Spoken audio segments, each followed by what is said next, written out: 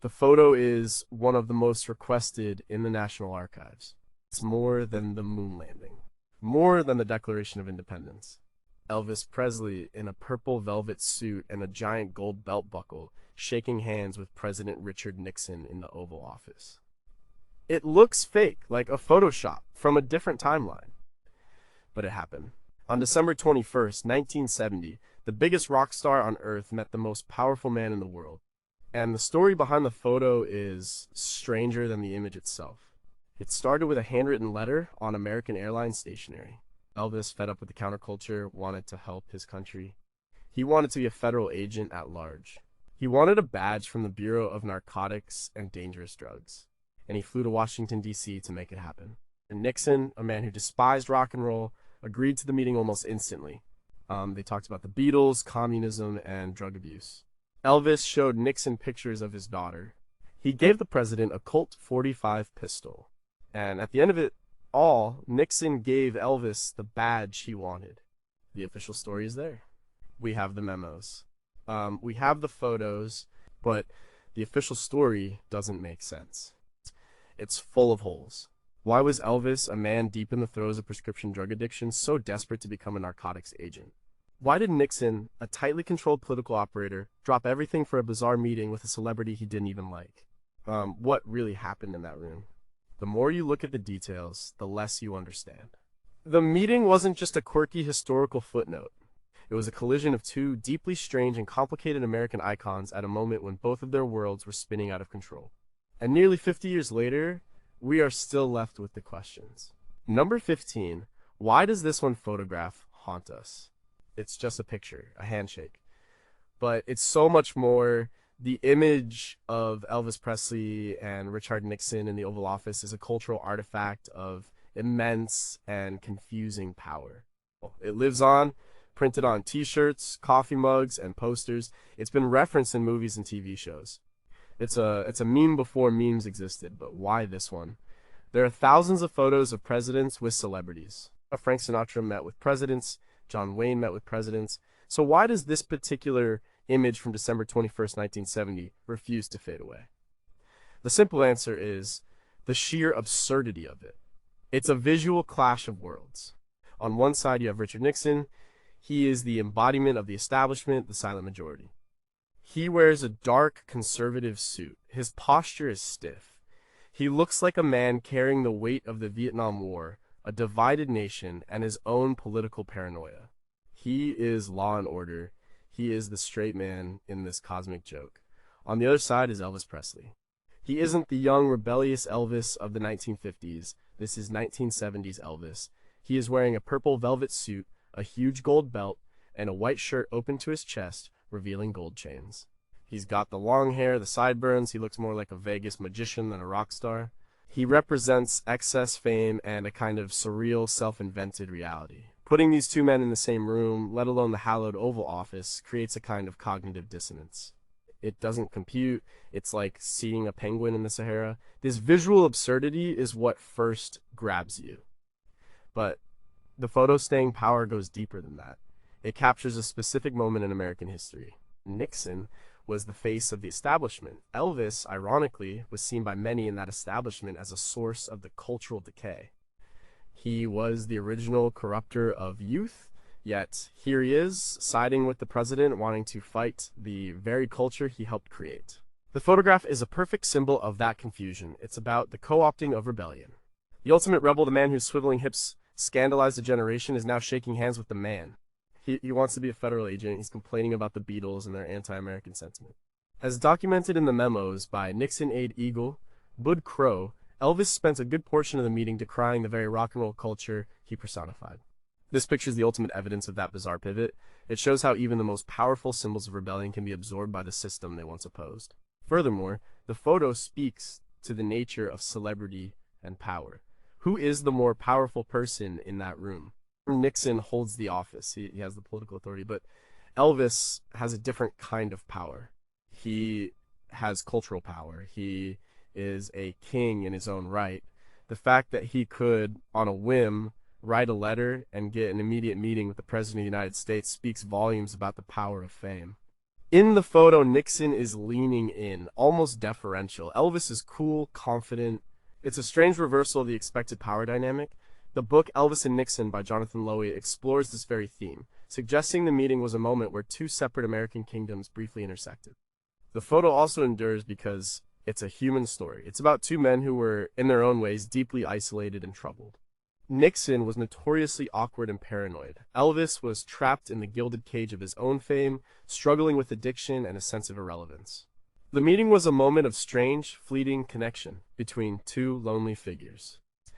They were both outsiders who had reached the pinnacle of their respective fields, only to find themselves more alone than ever. The photo captures the formal handshake, but beneath the surface is a story of desperation and a search for meaning. So the photograph haunts us because it's not just one thing, it's a political statement. It's a cultural paradox, it's a human drama, it's hilarious, and it's tragic. It represents the moment the 1960s counterculture dream officially got weird and complicated. A moment when the lines between rebel and establishment blurred into a single, surreal handshake. It's a snapshot of America's identity crisis, frozen in time. But what if the photo's power comes from what it doesn't show? What if our fascination is rooted in the knowledge that the central figures are both profoundly misunderstood? Is the photos true, meaning not about a clash of cultures, but about the private desperation of two public men? And why, in an age saturated with images, does this one still feel so potent, so full of secrets we have yet to uncover? Number 14, what was the real meaning of the gifts? Gift giving in the Oval Office is usually a formal, predictable affair. A visiting head of state might present a piece of national art. The president might give a set of crystal glasses with the presidential seal. It's a ritual of diplomacy and respect. But the exchange of gifts between Elvis Presley and Richard Nixon on December 21st, 1970, was anything but predictable. It was a bizarre transaction that reveals more about the men than any official memo ever could. And Elvis came prepared. He didn't bring a fruit basket or a signed record. He brought a commemorative World War II Colt .45 pistol mounted in a wooden display case. According to the accounts of his friend Jerry Schilling, who was there, Elvis had picked it up in California. Bringing a gun to the White House is, to put it mildly, not standard procedure. The Secret Service, of course, confiscated it at the gate. But Elvis, with his characteristic charm and confidence, assured them it was a gift for the president. The information was relayed, and the gun was allowed in. This act alone is a testament to the surreal bubble in which Elvis lived. Normal rules did not apply to him. Think about the symbolism. A gun is a symbol of power, of violence, of frontier justice. It's a uniquely American symbol. For Elvis, a collector of firearms and police badges, it was a token of masculine respect. He was giving the most powerful man in the world an object of power. In his mind, it was likely the ultimate gift, a gesture of allegiance from one king to another. He wasn't just giving a collector's item, he was offering his loyalty, his strength, his willingness to be a part of Nixon's war on crime and drugs. It was a physical manifestation of the role he wanted to play, a patriot, a defender of the nation, a man of action. Nixon's reaction, as described by his aide Bud Krogh, was one of surprise and awkward delight. He held the gun, posing for a picture with Elvis. For a president obsessed with projecting an image of toughness, particularly in the face of anti-war protesters he deemed weak and unpatriotic, a gun from Elvis Presley was a powerful piece of political theater, even if it was happening behind closed doors. It was an endorsement from a different kind of America, one that wasn't protesting on college campuses. Now consider what Nixon gave Elvis in return. After their meeting, Nixon went to his desk and rummaged around. He came back with a set of presidential seal cufflinks, a few commemorative tie tacks, and some pins for Elvis's friends, Jerry Schilling and Sonny West. These were standard White House trinkets, the kind of things kept in a drawer for any minor dignitary or visitor. They were impersonal, mass-produced, and required zero forethought. The contrast is staggering.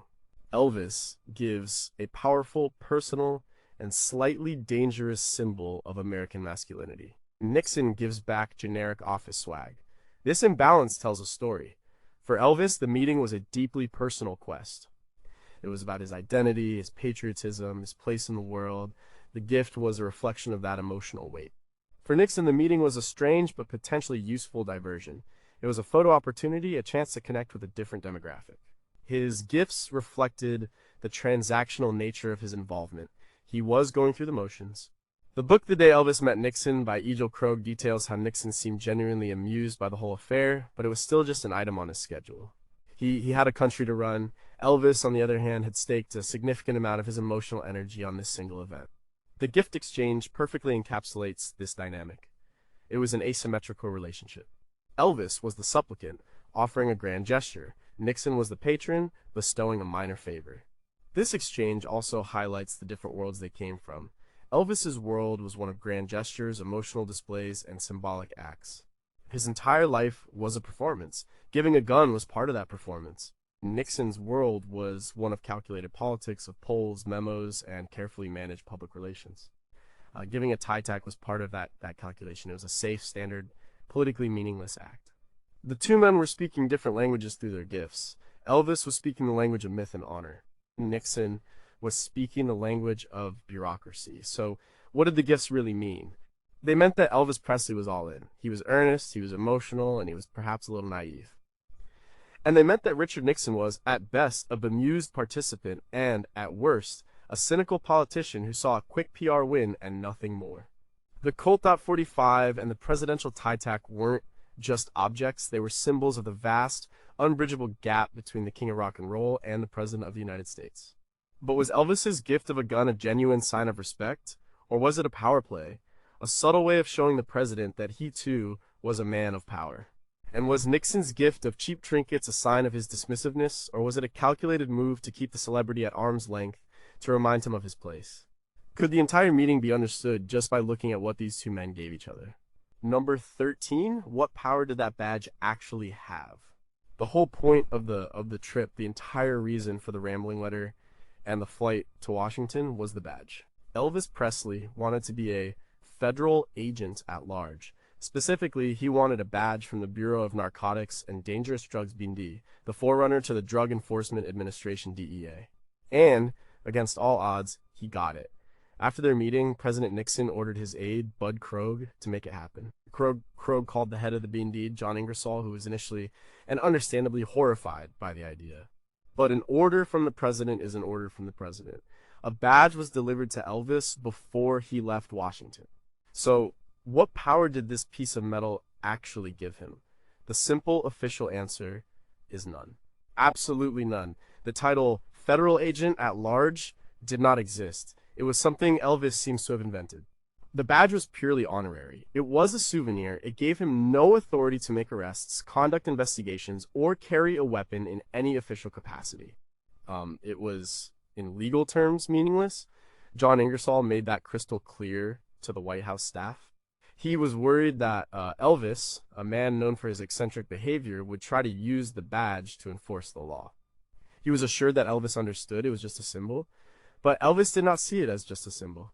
In his world, symbols were everything. To him, the badge was real.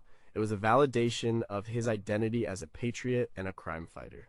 According to the accounts of his friends in the Memphis Mafia, like Sonny West and Marty Lacker, Elvis collected police badges from departments all over the country. He cherished them. He believed they gave him a certain level of authority, or at least a level of camaraderie with law enforcement. He would use them to get out of traffic tickets or to carry his personal firearms on planes. For Elvis, a badge wasn't about legal jurisdiction, it was about access and respect. The B&D badge was the ultimate prize in his collection. It was federal, it came directly from the president. In his mind, this conferred a special status. Peter Guralnick, in his definitive biography, Careless Love, The Unmaking of Elvis Presley, describes how Elvis believed the badge gave him the right to enter any country in the world armed. He thought he could now carry any drugs he wanted because he was a federal agent. This is a crucial point. Elvis wasn't just collecting a piece of memorabilia. He was seeking a get-out-of-jail-free card. He was seeking immunity. Think about the profound irony. A man who was consuming a staggering amount of prescription narcotics, Ritalin, Dilaudid, Percodan, Demerol, Quaaludes, wanted a narcotics badge so he could carry drugs legally.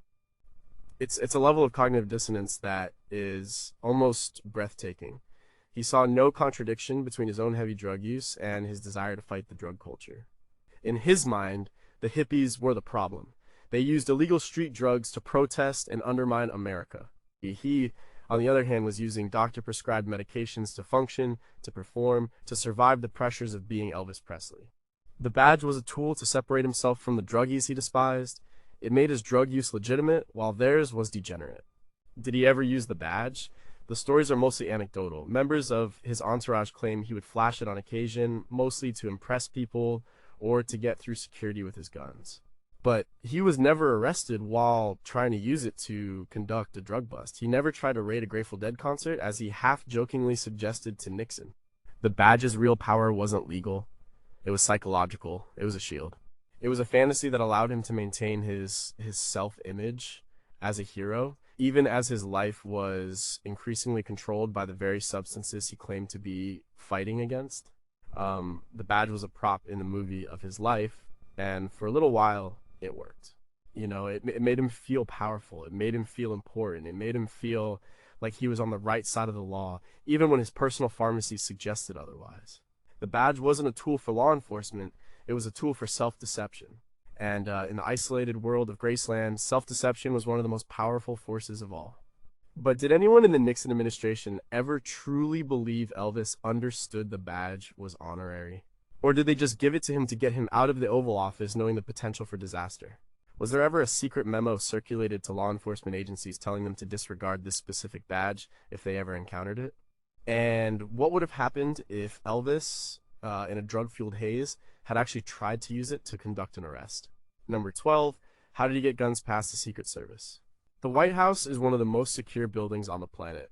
Getting inside requires clearance, background checks, and multiple layers of security. Bringing a weapon is out of the question. Yet on December 21st, 1970, Elvis Presley arrived at the northwest gate of the White House for a meeting with President Nixon carrying a gun. Not just a small handgun, but a commemorative Colt 45 in a display case, a gift for the president. And he was also, according to some accounts, personally armed with a Derringer. How is this possible? The story, pieced together from the memoirs of those present, like Jerry Schilling's Me and a Guy Named Elvis, and Nixon aide Bud Krog's book, is a perfect illustration of how the rules of reality seem to bend around Elvis.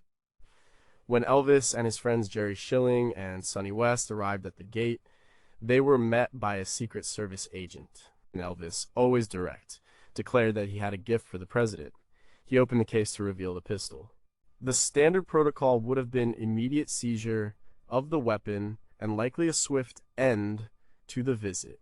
But this was Elvis Presley. The agent at the gate was faced with a situation far outside his training manual. Instead of treating Elvis as a potential threat, he treated him as a celebrity. The agent took possession of the gun, but then he did something crucial. He called inside. He relayed the message to Nixon's appointment secretary, Dwight Chapin, and Bud Krog. The message was simple. Elvis is here, and he has a gun for the president. This is the first breakdown of protocol. The information was treated not as a security alert, but as a quirky logistical problem. The decision was made by Krog and Chapin to allow the gift to be brought in. They were the ones orchestrating this bizarre meeting, and they weren't going to let a little thing like a firearm derail their plans. They likely saw it as part of the Elvis experience. Of course, he would bring a gun. It fit the over-the-top persona. They vouched for him, and the Secret Service stood down. The gun was allowed into the White House, where it was later presented to Nixon in the Oval Office. This incident reveals a few things. First, it shows the immense power of celebrity in 1970. Elvis's fame acted as a security pass. The agents and aides were so starstruck, so caught up in the absurdity of the moment, that they bypassed their own strict rules. They operated on the assumption that Elvis, the cultural icon, couldn't possibly be a threat. His celebrity was a form of armor that made him seem harmless, even when he was literally armed.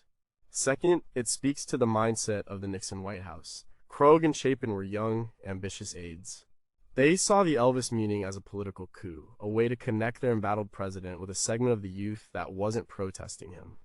They were willing to bend the rules to make it happen. As Krog later became a key figure in the Plumbers Unit, the group responsible for the Watergate break-in, this willingness to operate outside of established protocols seems like a grim foreshadowing.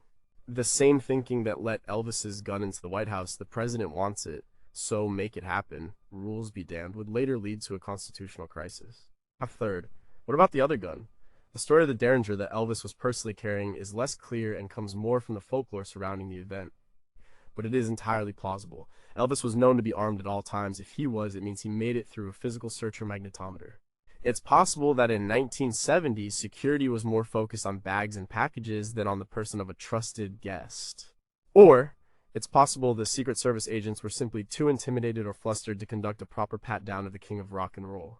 The gun incident is more than just a funny anecdote, it's a security breach, plain and simple. It happened because the human element of security, the susceptibility to fame, the pressure from superiors overrode the procedural element. Elvis didn't get a gun into the White House through stealth or force. He did it by being so famous that the people whose job it was to stop him instead decided to help him. It was a perfect storm of celebrity worship and political expediency. But was there a record of this security breach? Did the Secret Service agents involved face any repercussions for letting a firearm into the building? And how close did Elvis, a man known for his erratic behavior and heavy prescription drug use, come to being face-to-face with the President of the United States while personally armed? What if he had been in a darker mood that day? The questions that hang over this part of the story are genuinely chilling. Number 11, what was Elvis really trying to say in his letter? The whole incredible episode began with a letter. A 5-page handwritten letter on American Airlines stationery penned by Elvis Presley on a red-eye flight to Washington, D.C. It is a masterpiece of rambling, stream of consciousness thought. It is earnest, paranoid, and deeply strange. Reading it is like getting a direct look into the chaotic mind of Elvis in late 1970. It is the key that unlocked the door to the Oval Office, and it makes almost no sense. The letter begins simply enough. Dear Mr. President, first, I would like to introduce myself. I am Elvis Presley. This is a humble, almost childlike opening from one of the most famous people on the planet. He immediately establishes his credentials as a patriot. He mentions his awards, including being named one of the 10 outstanding young men of America by the Jaycees in 1970. This was an award he shared with consumer advocate Ralph Nader, a fact he conveniently omits. He is trying to position himself as a model citizen, a pillar of the community. And then the letter takes a turn. He explains his purpose. Sir, I can and will be of any service that I can to help the country out. He writes that he has a great respect for you and that the drug culture, the hippie elements, the SDS, Black Panthers, etc. do not. He positions himself as an ally to Nixon in the cultural war. He believes he can reach the youth in a way the government cannot. I have done an in-depth study of drug abuse and communist brainwashing techniques, he claims, and I am right in the middle of the whole thing where I can and will do the most good. This is where the letter goes from a fan note to a delusional manifesto. There is no evidence Elvis ever conducted an in-depth study of anything other than music and showmanship. His knowledge of these groups came from television news and his own insulated conversations. He then offers his services. I would love to meet you just to say hello if you're not too busy. And he gets to the point, I would like to get a federal badge. I can and will do more good if I were made a federal agent at large.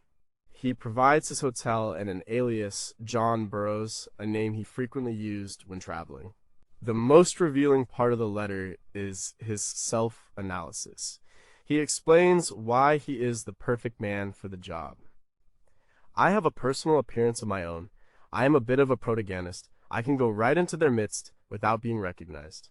The idea of Elvis Presley, one of the most recognizable faces in the world, going undercover is patently absurd. It shows a profound disconnect from reality. He truly believed he could put on a different outfit and infiltrate a hippie commune. This was a man who couldn't go to a grocery store without causing a riot. The letter is also filled with a strange mix of deference and self-aggrandizement.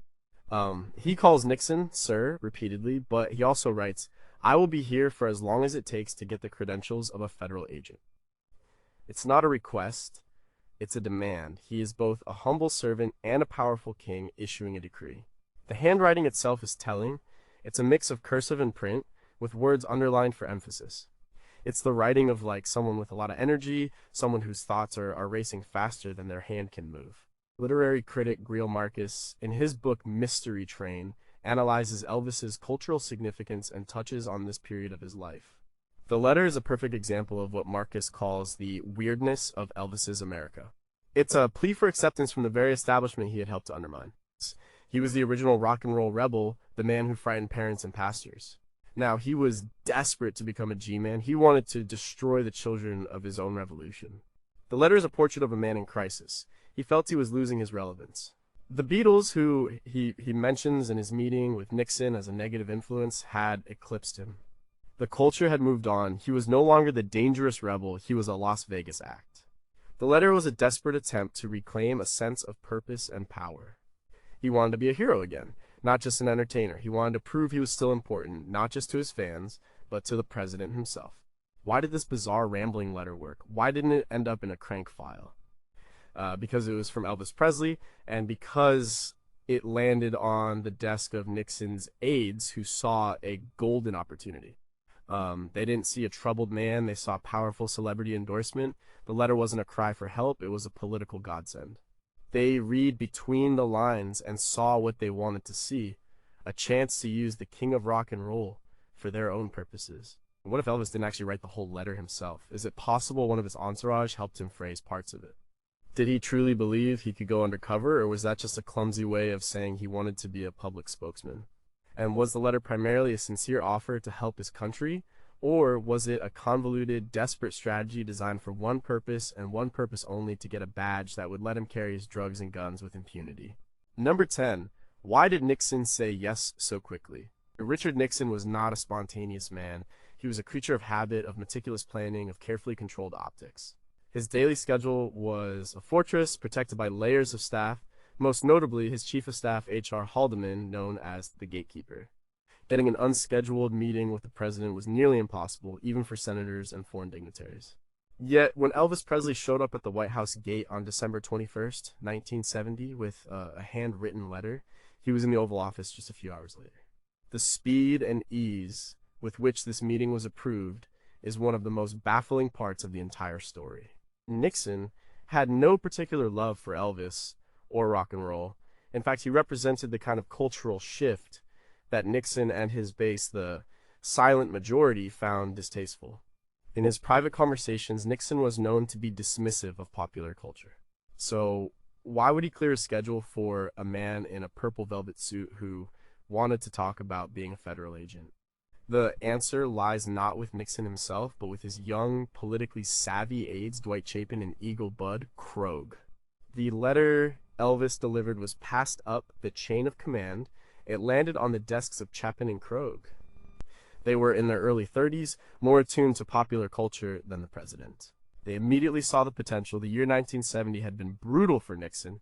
The expansion of the Vietnam War into Cambodia had led to massive protests, culminating in the Kent State shootings in May, where National Guardsmen killed 4 students. The country was deeply and violently divided. Nixon was seen by the youth as a symbol of everything they were fighting against.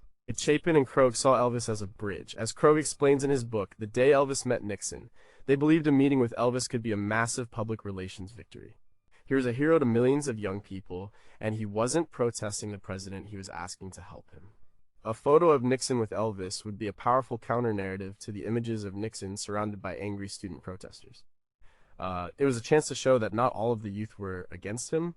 It was a way to reach out to the white working-class demographic that loved Elvis and formed a key part of Nixon's political base. They drafted a memo to H.R. Haldeman arguing for the meeting. Their memo, now available in the National Archives, is a masterclass in political persuasion. They framed the meeting not as a frivolous celebrity request, but as a strategic opportunity. They wrote that Elvis could be of assistance on the drug problem. They noted that Elvis had a credibility with young people. They argued that the meeting should happen if the president can work it in. They even suggested that the president could talk to Presley about the drug problem and ask him to work with us. Haldeman, a man obsessed with his boss's image, agreed. He saw the logic. The potential upside was huge, and the risk seemed low. The meeting would be private. If it went poorly, no one would ever have to know. If it went well, they would have a photograph that was pure political gold.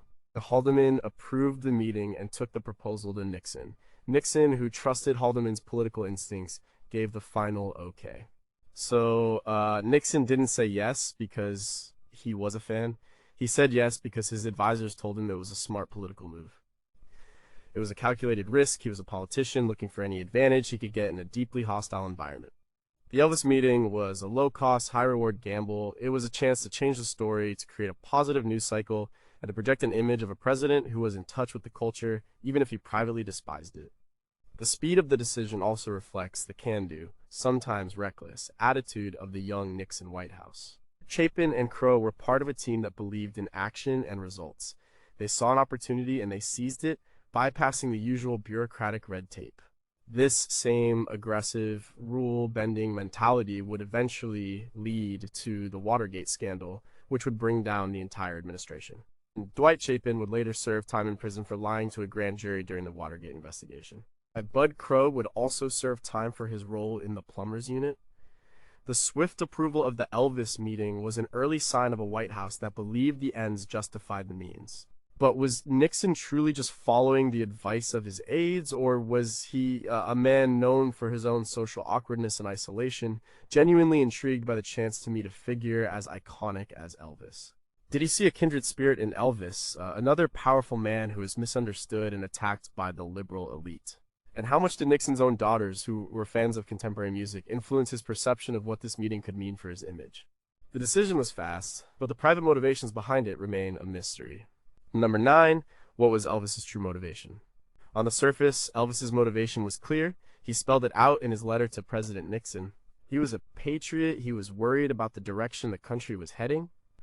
He saw the drug culture, the hippies, and the anti-war protesters as a threat to America, and he wanted to do his part to stop them. His goal was to get a badge from the Bureau of Narcotics and Dangerous Drugs so he could work as an undercover federal agent at large. It was a story of civic duty, but that story, like so many things about Elvis, was only a small part of a much more complicated truth. To understand Elvis's real motivation, you have to understand where he was in his life in December 1970. The '68 comeback special had resurrected his career, pulling him out of the creative wasteland of bad Hollywood movies. He was back on top, selling out shows in Las Vegas, but he was also deeply unhappy. The initial thrill of performing live again was wearing off. The shows were becoming routine. He was bored. He was also feeling increasingly irrelevant in a rock world dominated by the Beatles, the Rolling Stones, and the psychedelic sounds of the counterculture. He was 35 years old, and he felt like a relic. Peter Guralnick's biography, Careless Love, paints a devastating picture of Elvis at this time.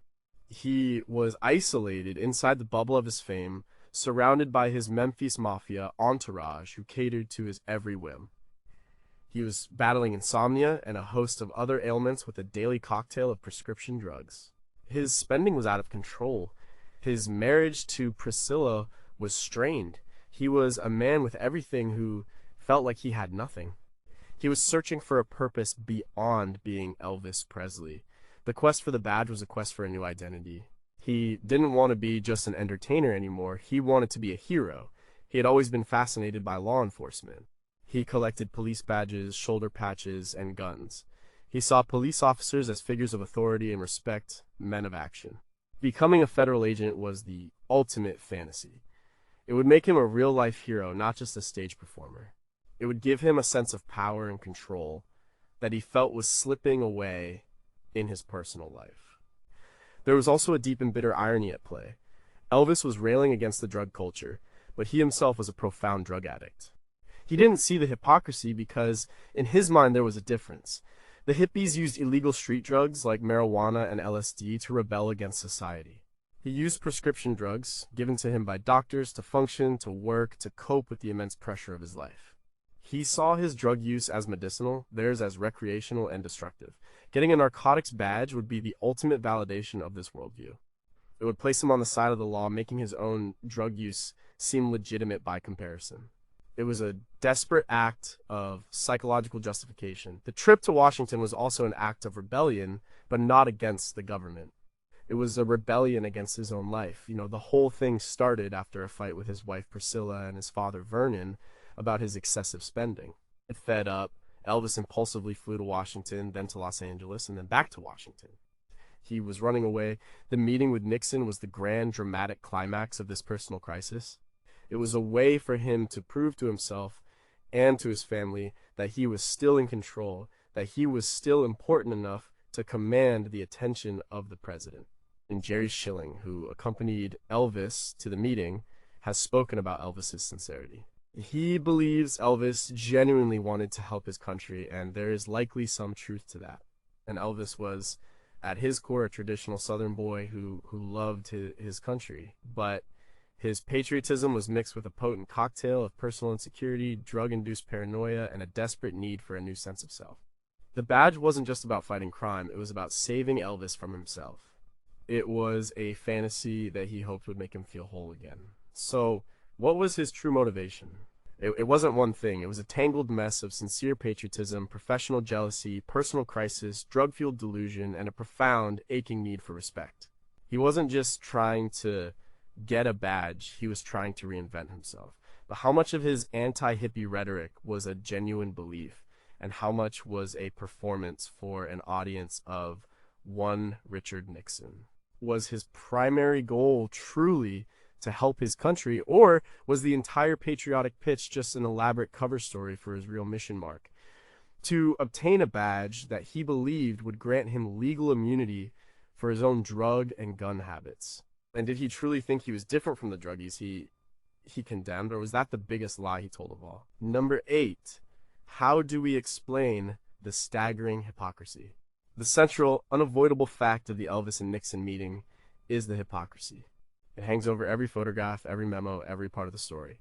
Elvis Presley, a man whose life was sustained and would ultimately be destroyed by prescription drugs, went to the President of the United States to volunteer for the war on drugs. He wanted a badge from the Bureau of Narcotics and Dangerous Drugs. The irony is so thick it's almost suffocating. How do we even begin to understand it? By 1970, Elvis's drug use was not a secret, at least not to those inside his circle.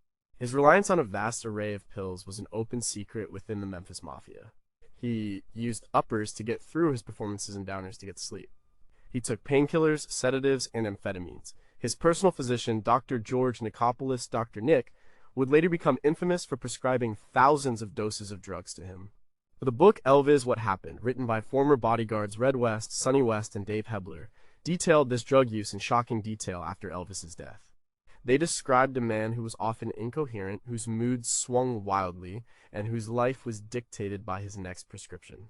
So how could this man stand in the Oval Office and tell President Nixon, with a straight face, that he wanted to fight the drug culture?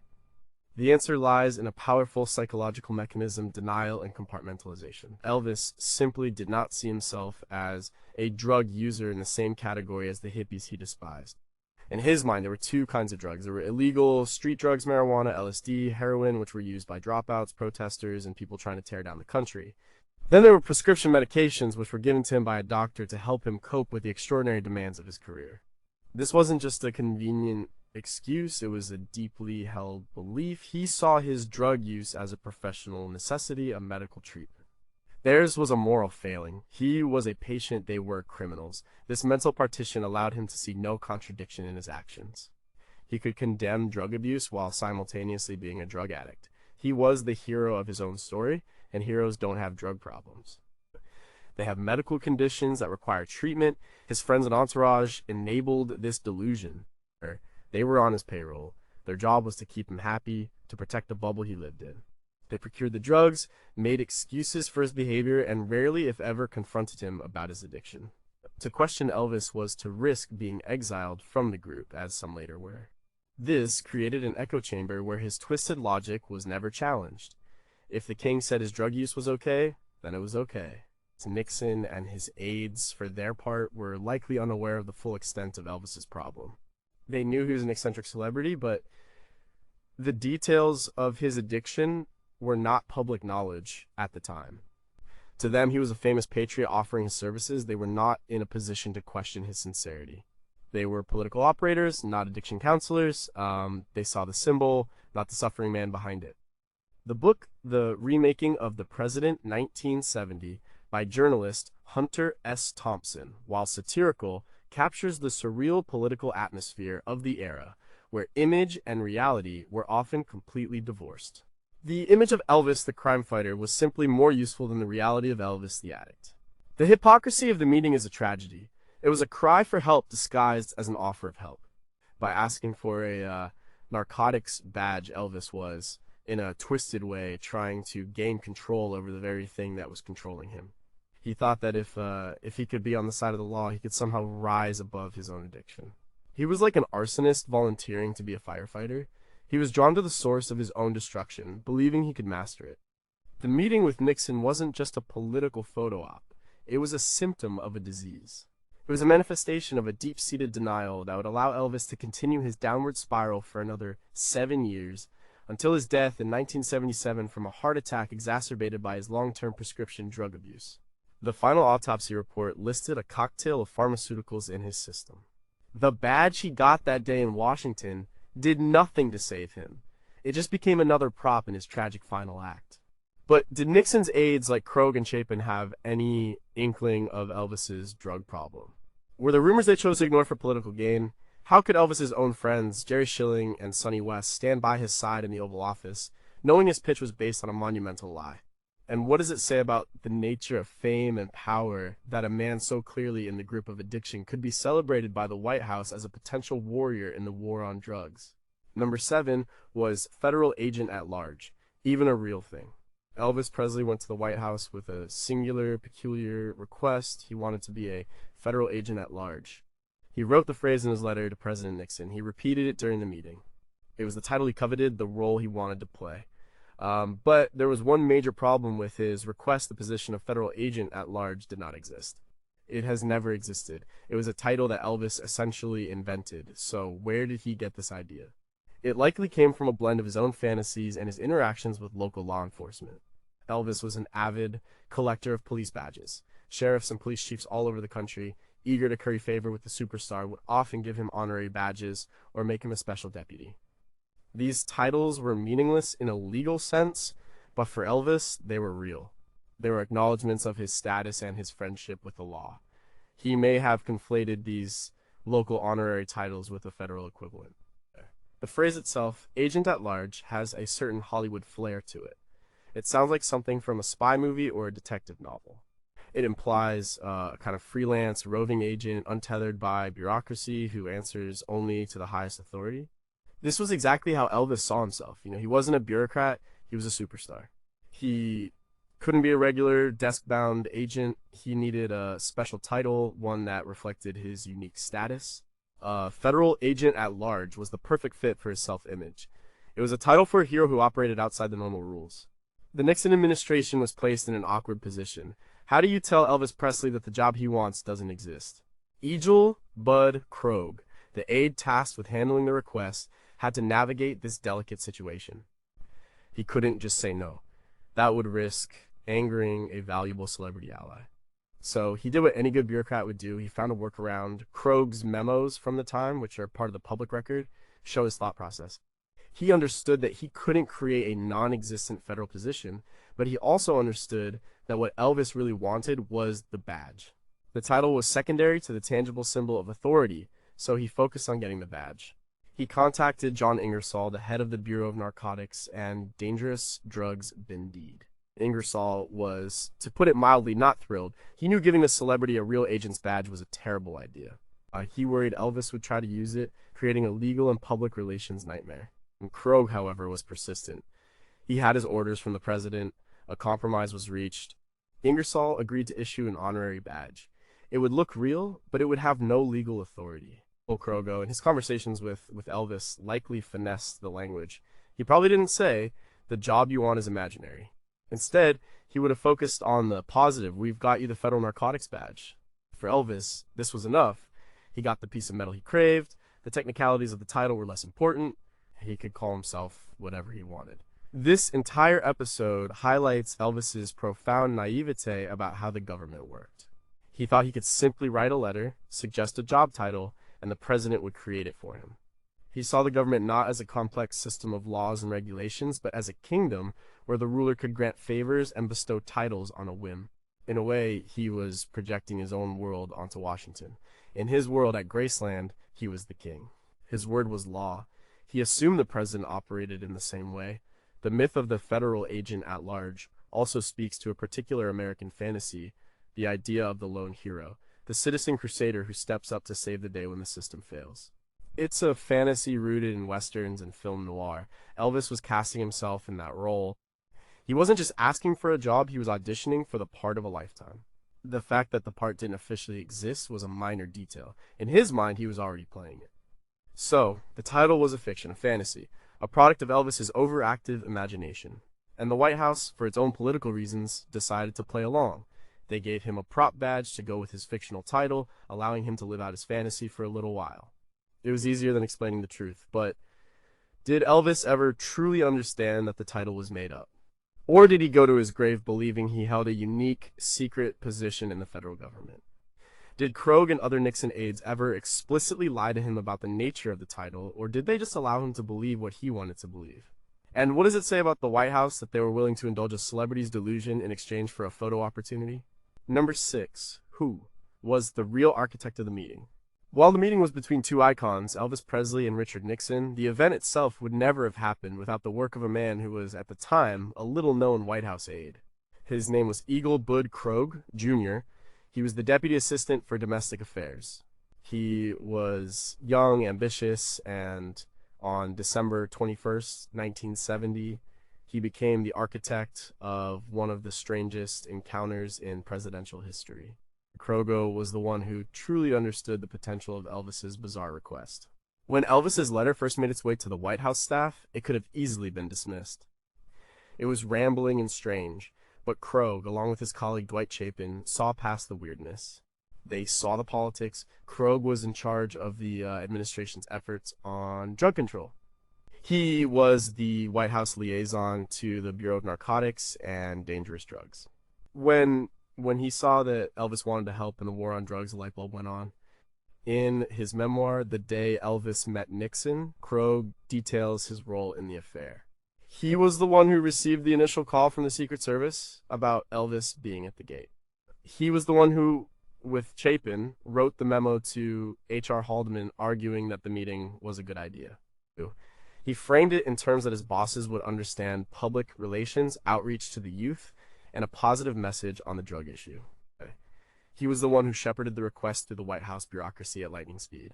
More importantly, Krogh was the one who actually met with Elvis before the president did. He was sent to talk to Elvis at his hotel, to feel him out, to make sure he was presentable, and that the meeting wouldn't be a complete disaster. He was, in effect, the gatekeeper and the handler. It was Krogh who briefed Nixon on what to expect.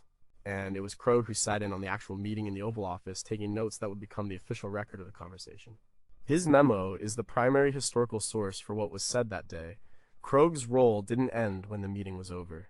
Nixon, charmed by Elvis, agreed to give him the BNDD badge. It was Krogh who was tasked with making it happen. He had to call John Ingersoll, the head of the BNDD, and convince him to issue a badge to a celebrity against his better judgment. Krogh was the fixer. He made the impossible happen because the president wanted it. He arranged for the badge to be created and delivered to Elvis before he left town. Without Bud Krogh, the story of Elvis and Nixon would not exist. Elvis would have been turned away at the gate.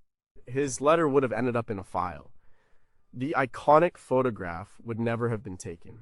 Krogh was the indispensable man, the producer of this strange political theater. But Krogh's story takes a darker turn. His can-do attitude and his loyalty to the president would lead him down a path that ended in a federal prison sentence. A year after the Elvis meeting in 1971, Krogh would become one of the heads of the secret White House unit called the Plumbers. Their job was to plug leaks of classified information to the press. Their most famous operation was the break-in at the office of the psychiatrist of Daniel Ellsberg, the man who leaked the Pentagon Papers. Krogh approved the break-in. When the scandal was uncovered during the Watergate investigation, Krogh pleaded guilty to conspiracy charges and served 4.5 months in prison. The story of Bud Krogh is a tragic one. He was a bright, idealistic young man who got caught up in the us versus them paranoia of the Nixon White House. His involvement in the Elvis meeting is a fascinating prelude to his later, more infamous actions. It shows his willingness to bend the rules and use unconventional methods to achieve the president's goals. What started as a quirky celebrity meeting was an early sign of a mindset that would eventually lead to a constitutional crisis. The same man who got Elvis a fake federal badge would later approve a real federal crime. So, while Elvis and Nixon are the stars of the show, Bud Krogh was the director. He made it all happen. He was the one who saw the opportunity, managed the logistics, and delivered the result. The famous photograph is as much a testament to his political maneuvering as it is to the strange charisma of its two subjects. But Was Krogh simply an ambitious aide trying to please his boss, or did he genuinely believe that Elvis could be a valuable asset in the war on drugs? How much did he sanitize Elvis's rambling conversation in his official memo of the meeting? And does his later conviction for his role in the Watergate scandal cast a shadow over his account of the day Elvis met Nixon, making us question if we can truly trust his version of events? Number 5. What did the Memphis Mafia really think? Elvis Presley did not travel alone. He was famously surrounded by a rotating cast of friends, family, and employees known as the Memphis Mafia. They were his bodyguards, his companions, his road managers, and his confidants. They lived in his world and played by his rules. Two key members of this inner circle were with him on the trip to Washington, his longtime friend Jerry Schilling and his bodyguard Sonny West. They were in the Oval Office with him. They are in the pictures. They were witnesses to history. But what did they really think about this whole bizarre escapade? Like, their public accounts given in books and interviews over the years generally toe the line. They support Elvis, they emphasize his sincerity, his patriotism, and his genuine desire to help the country. In his book, Me and a Guy Named Elvis, Jerry Schilling portrays the trip as a wild, spontaneous adventure driven by Elvis's impulsive but well-intentioned nature. He describes Elvis's earnestness in his meeting with Nixon and his childlike joy at receiving the badge. According to Schilling, Elvis truly believed he could make a difference. Sonny West, in his own books and interviews, tells a similar story.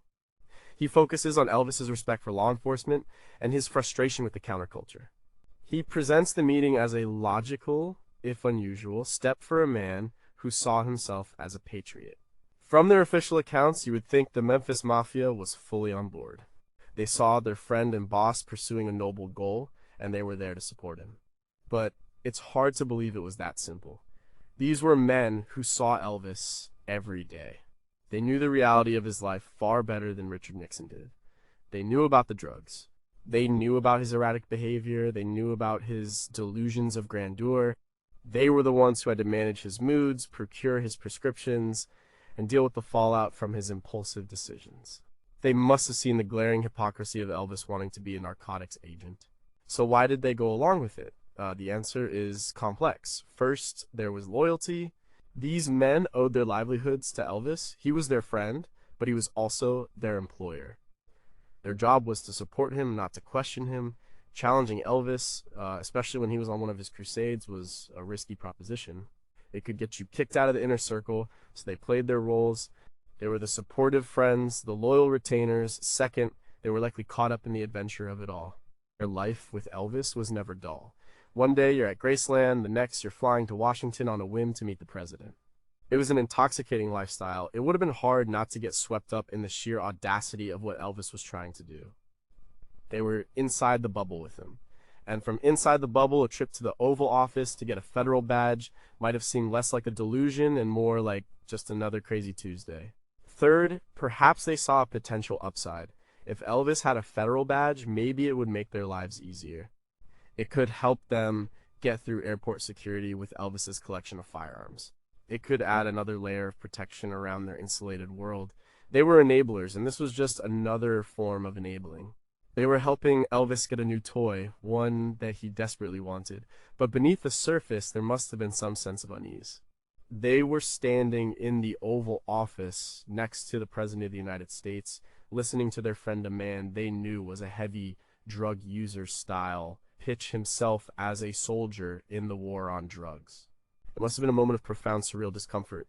They were participants in a grand deception, whether they admitted it to themselves or not.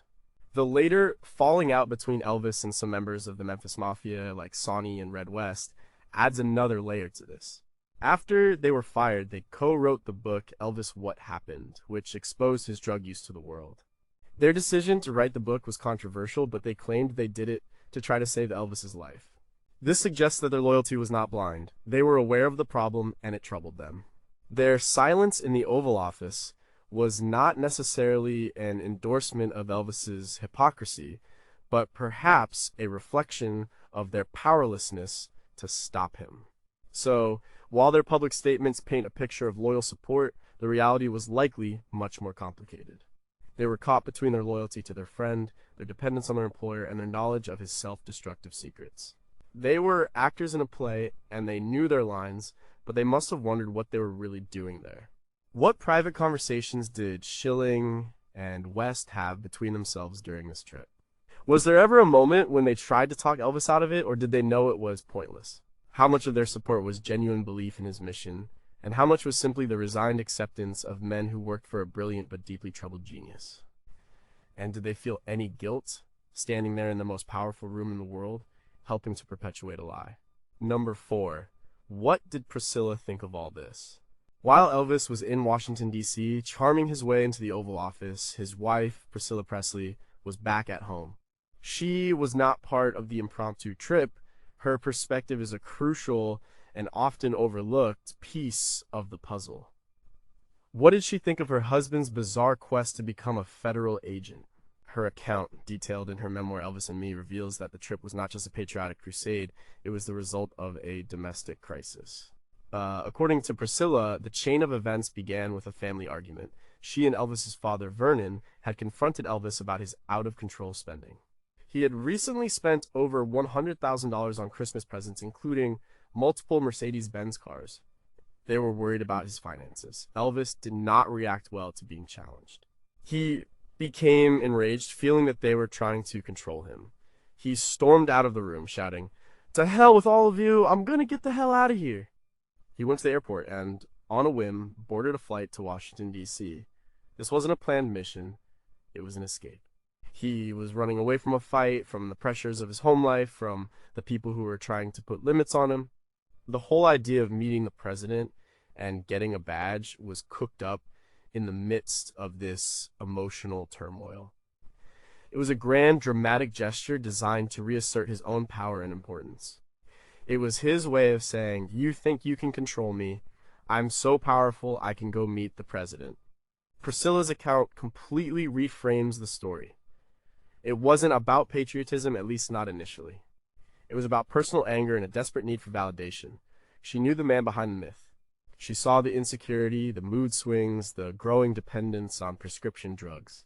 She understood that his obsession with badges and law enforcement was a fantasy, a way to escape the reality of being Elvis Presley. She writes about his collection of police paraphernalia with a sense of sad resignation.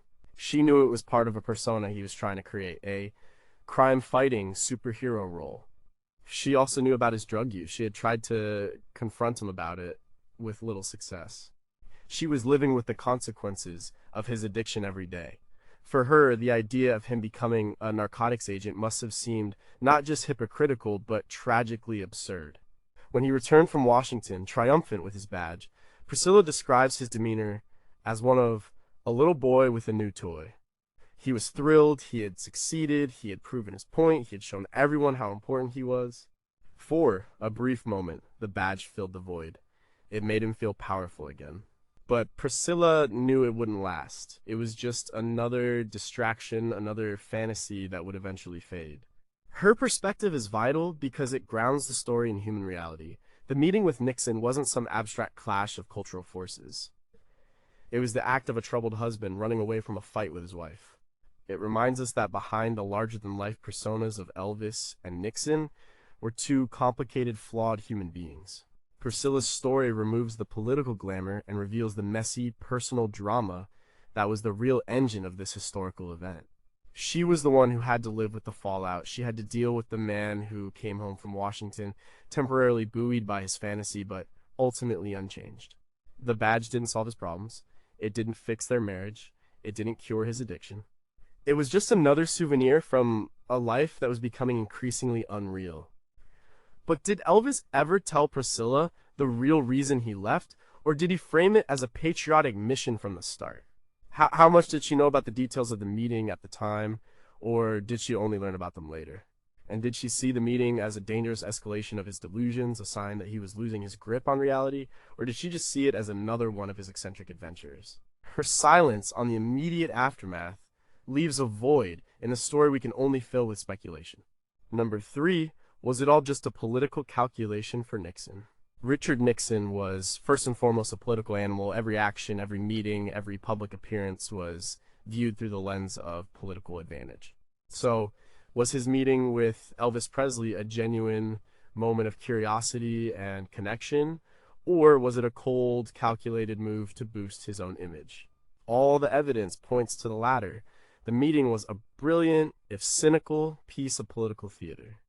To understand Nixon's calculation, you have to remember the political climate of 1970, where his presidency was under siege. The Vietnam War dragged on, fueling a massive and vocal anti-war movement. College campuses were centers of protest. The counterculture rejected everything Nixon stood for. He had won the presidency in 1968 by appealing to the silent majority, the hardworking, patriotic Americans who felt left behind by the cultural changes of the 1960s. But he was struggling to expand his appeal. He was deeply unpopular with young people and the media. The Elvis meeting was a golden opportunity to counter this narrative. As Nixon's aides, Bud Krogh and Dwight Chapin, argued in their memo, Elvis was a hero to many young people. A photo of Nixon with Elvis would be a powerful symbol. It would show that the president wasn't completely alienated from the youth culture. It would send a message to the silent majority that one of their own cultural heroes was on the president's side. It was a way to bypass the hostile media and create a positive image directly. Nixon was a master of symbolism. He understood the power of a good photo op. The famous image from his 1972 trip to China, where he stood on the Great Wall, was a carefully crafted moment designed to show his global statesmanship. The photo with Elvis was a similar kind of image making, but for a domestic audience. It was meant to portray him as a president who could connect with all kinds of Americans, even rock and roll stars. The content of their conversation, as recorded by Krogh, shows how Nixon steered the meeting towards his own political themes. They talked about the drug problem, a key issue for Nixon's law and order platform.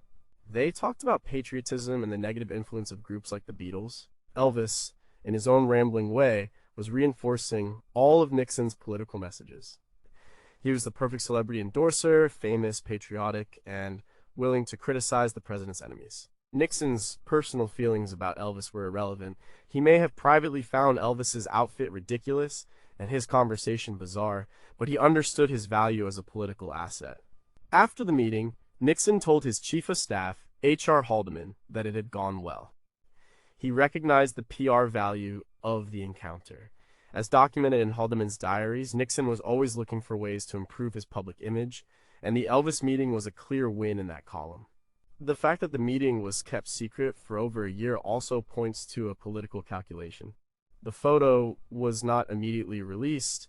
It was first made public in 1972, the year of Nixon's re-election campaign. Its release was likely timed to maximize its political impact. It was a way to remind voters during a tough campaign that the president had friends in unexpected places. The entire affair can be seen as a transaction. Elvis wanted a badge, a symbol of legitimacy. Nixon wanted a photo, a symbol of popular support. They both got what they wanted. It was a trade. Nixon's warmth and friendliness during the meeting were part of the price he was willing to pay. He was a politician closing a deal. The personal connection was secondary, if it existed at all. So was it all just politics? For Nixon, yes. It was a low-risk, high-reward move in a long and difficult political game. He used Elvis's personal crisis for his own political gain. He saw a troubled celebrity and turned him into a prop for his presidency. It was a masterful, if deeply cynical, piece of political stagecraft. But did Nixon feel any genuine connection with Elvis, another man who had risen from humble beginnings to achieve immense power, only to be hounded by his enemies? Was there a part of him that was truly impressed by Elvis's strange, raw charisma? Or was the entire performance, from the warm handshake to the friendly chat about their daughters, completely devoid of any real human emotion on the president's part? We can analyze the political motives, but the true state of Nixon's mind in that room remains a mystery. Number two, what really happened in the room that wasn't in the memos? The official account of the Elvis and Nixon meeting comes from a 2-page memo written by Nixon aide Bud Krogh. It's a fascinating document. It summarizes the conversation, lists the topics discussed, the Beatles, drug abuse, the military, patriotism, and describes the exchange of gifts. It is the bedrock of what we know about the meeting. But a memo is not a transcript. It is a summary written by a political aide for his superiors. It is by its very nature a sanitized and selective version of events. So what really happened in the Oval Office that didn't make it into Krog's official report? We have to rely on the eyewitness accounts of the other people in the room. Elvis's friends Jerry Schilling and Sonny West. Their recollections shared in their memoirs add color and detail to Krog's dry, bureaucratic summary. They describe a much stranger, more personal, and more emotional encounter. For example, Krog's memo mentions that Elvis showed Nixon pictures of his family. Schilling's account describes this moment in more vivid detail. Elvis, in a moment of genuine emotion, pulled out his wallet and proudly showed the president a picture of his young daughter, Lisa Marie. It was a moment where the rock star persona dropped away, and he was just a proud father. This small human detail is missing from the official record. The conversation about the Beatles was also likely more intense than the memo suggests. Krog's memo states that Elvis said that the Beatles had been a real force for anti-American spirit. Schilling and others have described Elvis as being almost obsessive on this point. He saw the Fab Four as his direct rivals, not just musically, but ideologically. His critique was personal. It was the rant of a man who felt he had been usurped, cloaked in the language of patriotism. The memo captures the words, but not the raw, jealous energy behind them. Then there is the famous moment when Elvis, overcome with emotion, spontaneously hugged Richard Nixon. This is not in the memo. A hug between the stiff, awkward president and the flamboyant king of rock and roll would have been a truly bizarre sight. According to some accounts, it was a quick, almost awkward embrace. Nixon, caught off guard, simply patted Elvis on the back. This moment, if it happened, would have been far too strange and undignified for an official White House memo. But it speaks volumes about Elvis's emotional state. He wasn't just there to talk politics, he was there seeking a kind of personal validation, even affection, from the most powerful man in the world. What else was left out? Probably the awkward silences, the rambling, nonsensical tangents that Elvis was known for. The moments when Nixon and his aides exchanged confused glances. Krog's job was to make the meeting sound productive and coherent. He would have edited out the messiness, the weirdness, the raw human drama. He was creating a document for the historical record, and that record needed to be neat and tidy. We also don't know the full extent of the conversation between Nixon and his aides after Elvis left. The official story is that Nixon was amused and charmed, but there must have been a more detailed debriefing. What did they really think of him? Did they see him as a sincere patriot, a useful tool, or a deeply troubled man?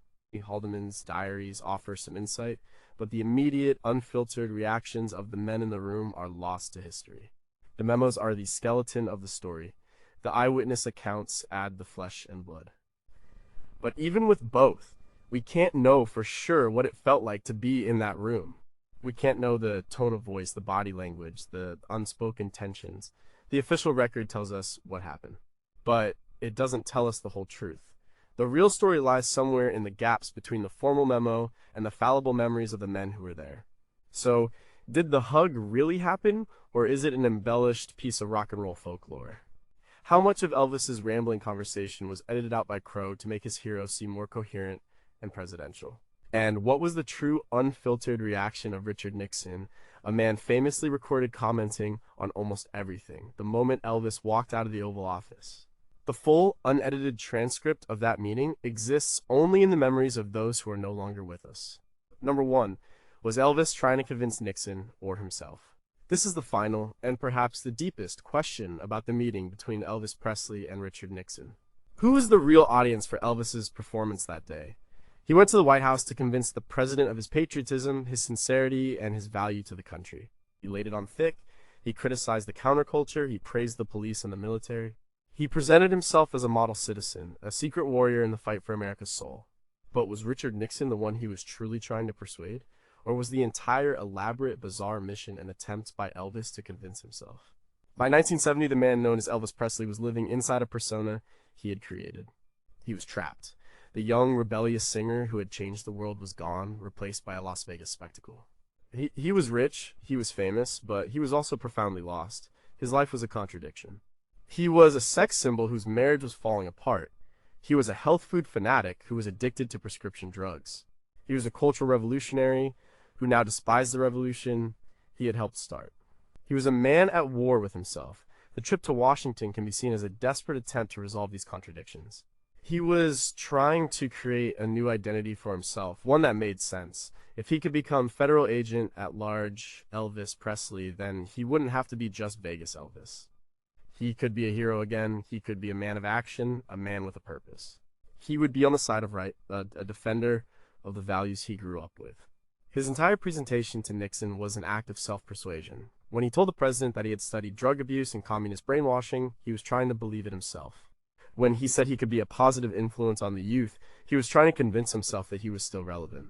When he condemned the drug culture, he was trying to distance himself from his own reflection, from the man who couldn't get through the day without a handful of pills. He was building a fantasy, and he needed the President of the United States to validate it. The badge was the crucial piece of this fantasy. It was a tangible symbol that would make it all real. If he had the badge, then he was the man he wanted to be. He was a good guy. He was a patriot. He was a federal agent. The badge wasn't just a collector's item. It was a certificate of identity. It was proof that he was not the person he feared. He was becoming a washed-up, drug-addicted parody of his former self. This is the tragic heart of the story. Elvis didn't go to the White House to fool Richard Nixon. He went there to fool himself. Nixon was just a means to an end. He was the highest authority, the ultimate father figure, who could bestow the blessing that Elvis so desperately craved. The meeting was a form of therapy, a desperate plea for a new reality. The great Elvis biographer Peter Guralnick has written extensively about Elvis's search for a spiritual and moral center in the last years of his life. He read spiritual books, he sought out gurus, he was constantly searching for something to believe in. The quest for the badge was part of that search. He was trying to find a new faith, a new cause. He latched onto patriotism and law and order because it was simple, it was clear, and it was the opposite of the cultural chaos he saw around him and felt inside him. The man who met Richard Nixon was not a political strategist. He was a lost soul. He was a king whose kingdom was crumbling, and he was looking for a new one. For a few hours on a December day in 1970, he thought he found it in the Oval Office. He got his badge, he got his validation, he got his photo, but the fantasy couldn't last. He returned to his life, to the same problems, the same addictions, the same emptiness. The meeting with Nixon wasn't a turning point. It was just a brief, surreal detour on a road that was leading to a tragic end. In the end, did his performance in the Oval Office work? Did he manage to convince himself, even for a little while, that he was the hero he wanted to be? When he looked in the mirror with that Bean D badge pinned to his velvet suit, did he see a federal agent, or did he still see the lonely, frightened man who was hiding behind the sideburns and the gold chains? And was the entire meeting, with all its absurdity and historical weight, nothing more than a desperate attempt by a dying king to believe his own legend one last time? We can never know. We are just left with the haunting photograph and the endless, unanswered questions.